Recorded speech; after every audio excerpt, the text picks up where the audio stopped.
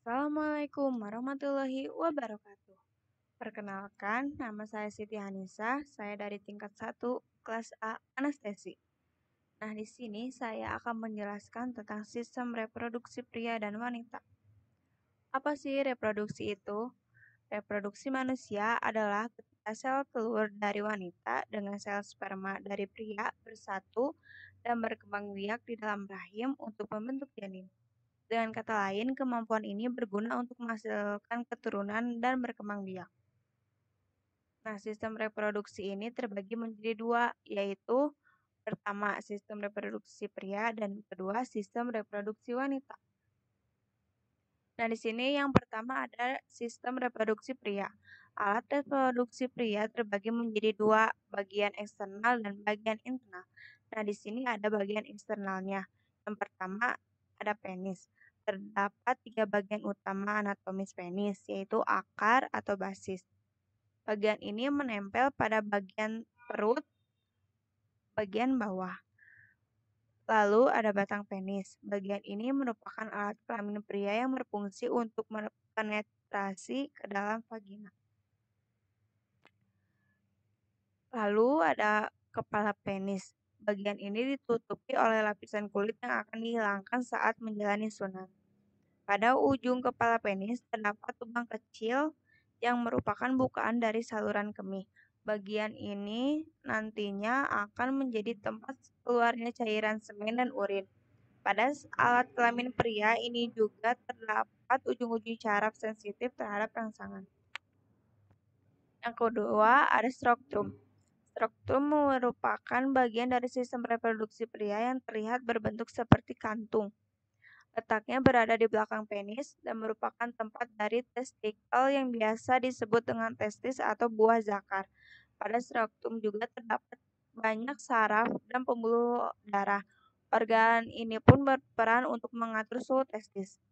Yang ketiga ada testis. Organ reproduksi pria berbentuk oval dengan ukuran sebesar biji zaitun ini terletak di dalam skrotum. Pada umumnya, setiap pria masing-masing memiliki dua testis. Fungsi testis adalah menghasilkan testosteron yang merupakan hormon seks pada pria. Selain itu, organ ini juga berfungsi untuk memproduksi sperma. Yang keempat ada epididymis, merupakan saluran panjang yang terletak di bagian testis. Organ ini berfungsi untuk membawa dan menyimpan sel sperma yang telah diproduksi di testis. Selain itu, epididymis juga merupakan organ reproduksi pria yang berfungsi dalam memantangkan sperma yang dibentuk oleh testis. Setelah matang, sperma baru dapat melakukan tugasnya dalam membuahi sel telur. Nah, di sini ada bagian internalnya. Yang pertama ada vas deferens. Fungsi vas deferens adalah mengantar sperma keluar saat ejakulasi. Organ ini merupakan saluran panjang dan tebal, mulai dari epididymis hingga ke organ panggul. Dari epididymis, sperma dikeluarkan melalui vas deferens untuk kemudian menuju saluran kemih alias uretra. Bagian ini terletak di belakang kandung kemih.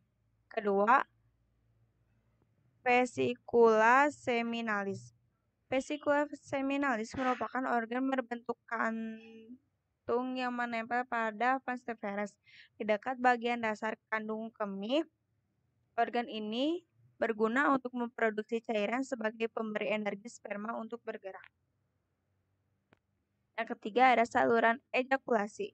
Saluran ini berbentuk dari gabungan vas deferens dan vesikulasi seminalis. Sesuai dengan namanya, saluran ejakulasi menjadi jalan bagi air mani untuk keluar saat pria berejakulasi.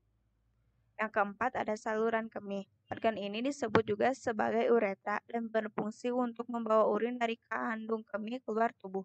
Yang kelima ada kelenjar prostat. Kelenjar prostat terdapat pada bagian kandung kemih di depan rektum atau anus.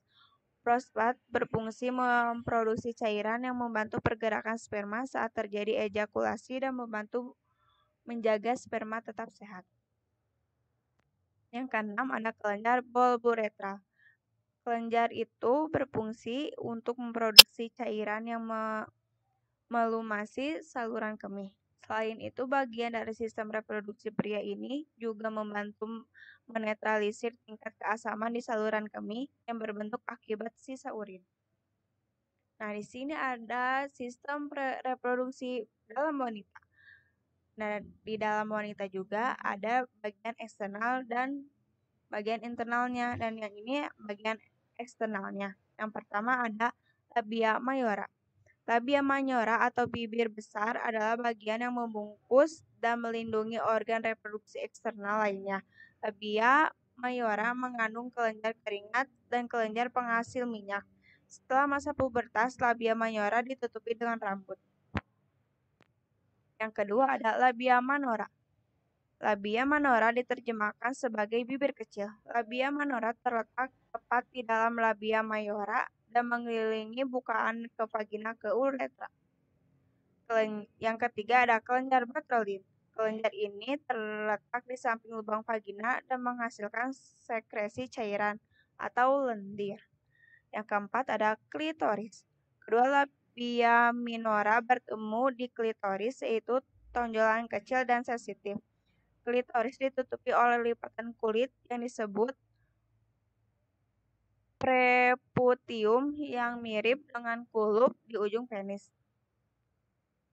Nah, di sini ada bagian internalnya. Yang pertama ada vagina. Vagina adalah saluran yang menghubungkan serviks ke bagian luar tubuh. Vagina juga dikenal sebagai jalan lahir bayi. Kedua ada rahim. Rahim adalah organ berongga yang berbentuk buah pir yang merupakan tempat bagi janin yang sedang berkembang. Rahim dibagi menjadi bagian yaitu serviks yang merupakan bagian bawah dan tubuh utama dari rahim yang disebut korpus. Korpus dapat dengan mudah mengembang untuk menopang bayi yang sedang berkembang. Nah, yang ketiga ada ovarium. Ovarium adalah kelenjar kecil berbentuk oval yang terletak di kedua sisi rahim. Ovarium menghasilkan telur dan hormon. Nah, yang keempat ada saluran tuba atau tuba Fallopi. Saluran tuba adalah saluran sempit yang melekat pada bagian atas rahim dan berfungsi sebagai terowongan bagi ovum untuk melakukan perjalanan dari ovarium ke rahim. Pembuahan sel telur oleh sperma yang juga terjadi di saluran tuba. Telur yang telah dibuahi kemudian bergerak ke rahim dan ditanamkan ke dalam lapisan dinding rahim. Dan di sini ada gambar alat reproduksi dari pria dan wanita. Bisa dilihat ya, di sini ada gambar-gambarnya dan ada penjelasan-penjelasannya. Bagian mana saja sih yang termasuk tentang ini. Nah, di sini ada penyakit yang sering menyerang bagi pria dan bagi wanita. Nah, yang pertama ada penyakit pria yang sering menyerang sistem reproduksinya. Yang pertama itu ada epididymitis. Yang kedua ada gangguan prostat. Yang ketiga ada hipoganisme. Yang keempat ada masalah pada penis. Nah, buat wanita, penyakit yang sering menyerang di bagian reproduksi wanita itu yang pertama ada endometriosis, yang kedua radang panggul, yang ketiga miom, yang keempat kanker pada organ reproduksi wanita. Nah, penyakit-penyakit ini tuh yang sering menyerang pada bagian organ reproduksi. Nah, kita masuk ke bagian menstruasi. Pada fase ini, lapisan dinding dalam rahim yang mengandung darah, sel-sel dinding rahim, dan lendir atau dikenal dengan endometrium meluruh dan keluar melalui vagina. Proses ini dimulai sejak hari pertama siklus menstruasi dimulai dan biasa berlangsung dari selama 4 hingga 6 hari. Nah, segitu mungkin penjelasan dari saya. Mohon maaf bila ada kesalahan atau kekurangannya, mohon dimaklumi. Wabillahi taufiq wal hidayah. Wassalamualaikum warahmatullahi wabarakatuh.